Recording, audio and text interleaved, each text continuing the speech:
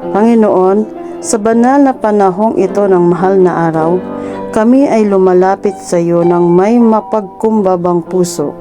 Salamat sa iyong walang hanggang pag-ibig at sa sakripisyong iyong inalay para sa aming kaligtasan.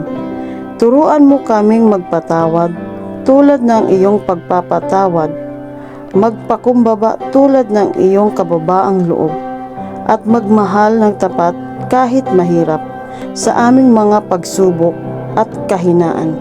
Ikaw nawa ang aming lakas at gabay. Linisin mo ang aming puso sa galit, inggit at takot, at punuin mo ito ng kapayapaan at pag-asa.